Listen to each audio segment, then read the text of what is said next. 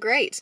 Good morning, everyone. So today we're going to do a come book shopping with me. Let's change this around, see if we can make this angle any better. So we're going to do a come book shopping with me today. I really liked the way that Chandler Ainsley did hers not too long ago with like a voiceover. I thought that that was really cool, and I liked seeing kind of what she was picking and why. And so I think that we're going to do that today. I'm going to go to Books A Million instead of Barnes & Noble because I have not ever been to the Books A Million that they opened here not too long ago. And I have a gift card, and we love a good gift card run. So I'm going to be using that, hopefully. I'm not sure 100% what I'm looking for. I want to look at the Darcy Coates selection, of course, and then I also want to look at sci-fi because Ramathon April, and I may take a peek at the fantasy section as well because of course I will. That's kind of my plan, is to hit the horror and the sci-fi first with the fantasy last if I have time, and we'll see what I can find. Unfortunately though, Barnes & Noble opens at 9. So your girl didn't even think to check and see if Books A Million was open yet. It's not, and it's 9:30, so I have 30 minutes to kill before the store opens. I decided that I was going to go to Starbucks and grab a coffee, and this morning I tried a homemade iced shaken espresso, and noticed that when I was looking at Starbucks app that they had an iced toasted vanilla, and so I think I want to try that. I've never had it before, and I'm just feeling something different today, so let's grab that and then kill a little bit of time, and hopefully Books A Million will be open when I'm done. I got the toasted vanilla oat milk. I didn't realize it was made with blonde espresso, but it's pretty good. I like it, and I might get it again. It's not quite as sweet, and I like that. Okay, so this was a new location for me. I have not been to this Books A Million before. Normally we go to Barnes & Noble, but they just moved it. And when I walked in, I noticed that it was actually a lot bigger than I was expecting it to be. Books A Millions tend to be quite big, but this one was just bigger than I expected. Of course, we had the plot thickens section, which had some horror, and I was really pleased to see that they also had some psychological thrillers section out. The science fiction and fantasy section, though, was all mixed together, which was kind of annoying to me. I prefer for them to be separated out so that I can see everything, but I saw some good options. The Adventures of Mina Al-Sarafi, The Girl with All the Gifts, and then The Wolf is another one that I'm looking into for a thing.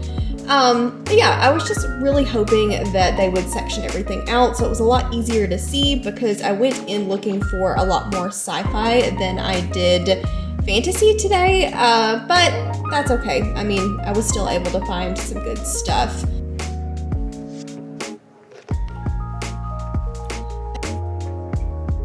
Wool was one of the host favorites for Cassidy. I really don't like this cover though, so I think I'm going to try to find the old covers. The Rig had a super cool cover, and I'd never seen it in a store before, so I was excited about that. But then we got to go into the horror section, and I felt like they had a decent horror section, but I wish it had been just a little bit bigger. They had some special editions of things that I'd never seen before, such as The Lost Boy and Alice by Christina Henry. These were naked hardcovers that were really pretty, and I had never seen them before, so that was really interesting, but I didn't end up picking either of these up.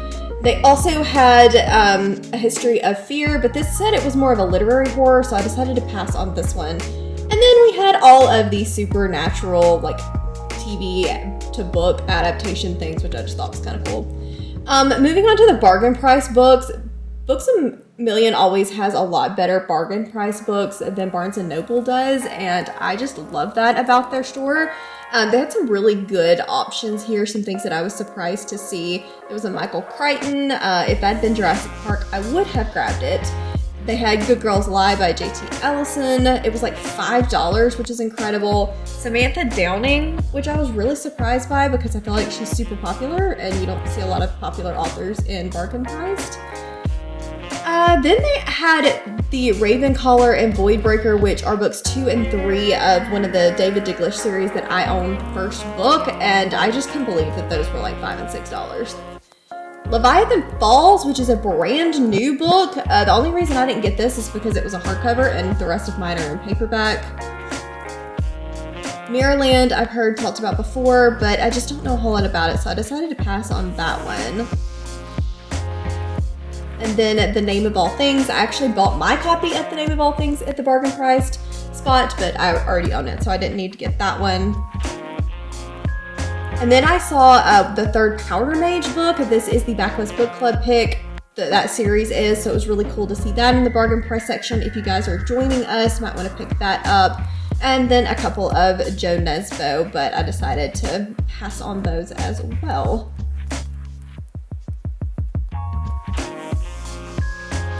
I was even really surprised to see a Sylvia Morena Garcia, even though she's not for me. Like, I didn't expect it to be in the bargain section. And a couple other good ones. I feel like I see the Chalkman there a lot. They actually had One by One by Ruth Ware, which I was kind of surprised by since she's such a popular author. And then several copies of The Wanderers, which was not on my radar.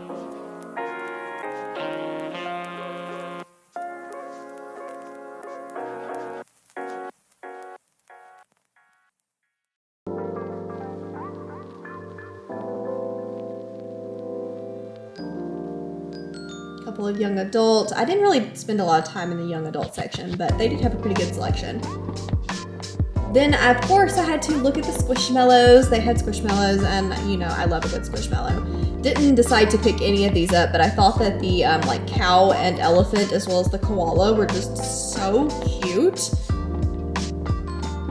Then I went over into the fiction section, and this is where it got slightly annoying because all of their thrillers are mixed into the fiction section, and I wanted them to have like a separate mystery thriller instead of just like the literary stuff, but they were all mixed together, which was kind of aggravating. And then like Suburban Hell, I would have thought would be in the horror section. I did see this book called The Night Ship, which looked really cool. It almost sounded fantasy because Victoria Schwab blurbed it, but it wasn't in the fantasy section, so it kind of worried me that it would be a lot more literary. So I did decide to pass on that one. What Lies in the Woods.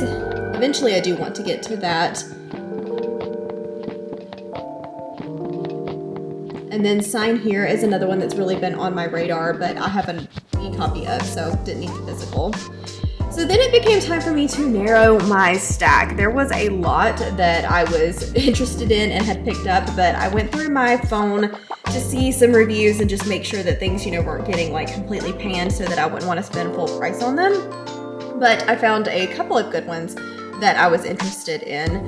I did decide to look at the Adventures of Amina Al-Sarafi, but I didn't decide to get it because I already have an art copy of the ebook and the audiobook. So that completed my trip. Let's see what all I purchased. Okay, so I feel like that was a pretty successful trip. Really quick, need to get some coffee. Okay, so let's talk about what I got. I managed to have a $50 gift card, which means I only spent like $40-ish, which for me, not too bad. Normally I don't get out of the bookstore for less than $100, so I'll take it.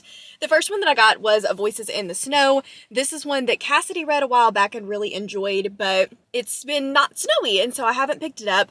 But Rye just read it, absolutely loved it. It is her Patreon book club pick for the month, and there are tons of spoiler tags, and I have to know what the spoiler tags are about. So picked up this one. I'm hoping to read it maybe next weekend. It's about a woman who loses her memory, I think after a car crash, and she wakes up being saved by a man, but she wants to leave and he won't let her leave. He seems kind, but she's just not really sure about him. And there is a claustrophobic storm. She feels like she's being hunted, and then she realizes that her car crash wasn't an accident. So really interested in this one. I'm excited for it. I feel like that's a slightly better angle. The lighting is just not great in here, but anyway. Okay, so next, I got one on sale. This is a sequel to The Soul Keeper. I bought The Soul Keeper a while ago, and I have not read it yet, but I really, really want to. I have not read any David Glish yet. This one has magical creatures in it, which is a buzzword for me. So when I saw the second book for only $6, I was like, they had the third one too, but I refrained from getting the third one. I was like, I'm going to regret it if I really enjoy book one and didn't at least buy the second one for, what, $10 off? So grabbed this one.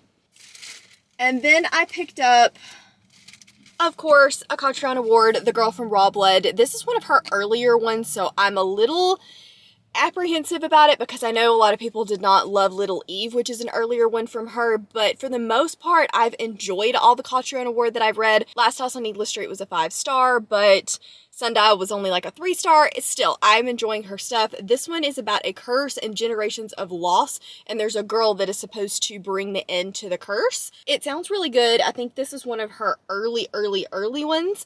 I wanted all of her stuff in hardcover, but I don't think this one was ever published in hardcover. So anyway, I grabbed this.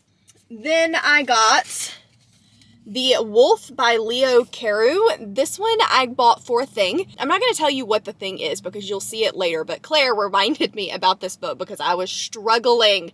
So thank you, Claire, for reminding me. But I decided to pick this one up. I absolutely love just the simplicity of this cover. It's about war, rivalry, and honor in a world where the fiercest enemies are always closer than they seem. I think this may be slightly cold because it's in the forest and mountains of the north, and there's an ancient race of people that their lives are measured in centuries, not years or even decades, and they live in the wilderness and scorn wealth and comfort. But then there are also those that live in the South that lives are more fleeting, so they crave the wealth and power and ambition. But the armies of the South are going to flood across the Black River, and they're going to break the peace between the two nations. It sounds good. I'm excited. There are 3 books, I think, in the series, and I want to say it's complete, so that's even better. Next, I bought one that I think I've seen the cover for this around, but I had not ever heard anybody talk about it. Still haven't heard anybody talk about it, but it's going to be perfect for April, I think. And that is The Rig by Roger Levy. I just absolutely love this cover. I think it is so cool, and the detail is really awesome.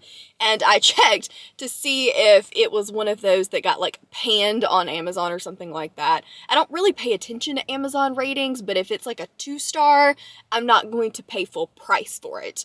But this one is about a desert planet where 2 boys meet. There is a string of murders that lead a writer to a story. A man survives the vicious attacks, and it says, "Welcome to the system. So many lives forever interlinked, and one structure at the center of it all, the rig." I think it's going to be like a sci-fi mystery, sci-fi horror kind of thing. Again, perfect for April. It's not short, but the print is really big, so I think it's going to be good. And then last but not least, another sale book, one that was not really on my radar, but I have heard people talk about it, and I was like, okay, it's $7, I might as well pick it up, and that is The Wanderers by Chuck Wedding. I've not read the Book of Accidents yet. It's been sitting on my shelf for a really long time, but I just haven't gotten to it yet. And so when I saw this, I was like, I really don't need to get this. I don't need to get it, but it's a hardcover for $8, and it gets really good reviews. And I was like, I think I'm gonna get it. It is about several different characters, a rock star, a religious radio host, a disgraced scientist, and a teenage girl. And it's about survival and bringing people together. I did not realize that I'm filming this whole time and there's literally somebody sitting in the car next to me. Oh well, never gonna see them again. So anyway, I decided to pick this one up. I hope it's good. It gets good reviews, but we'll see. Sometimes the literary sci-fi thing is just not for me. Okay. Let me flip these over so that you guys can see everything that I bought. I feel like this is a pretty good haul for what I spent. So these are all the books that I got. Really excited. I'm going to prioritize these top 3, probably top 3 or 4, because Voices of the Snow I'm just really excited to get to. And then The Rig, I think, is going to, like I said, be perfect for next month. If you've not heard of Realmathon yet, go look it up. It's on Covers with Cassidy's channel. It's an awesome readathon.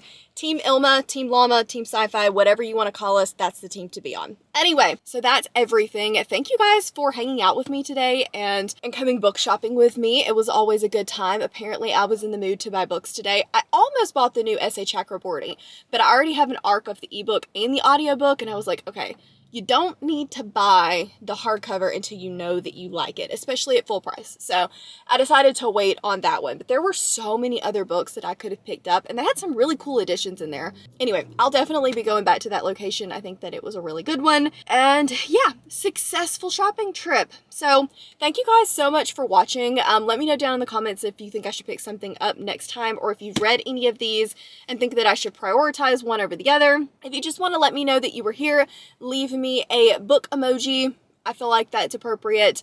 And as always, links to my Patreon, Instagram, Twitter, and Goodreads are all down in the description box down below. Thank you guys so much for watching, and I will see you in the next one.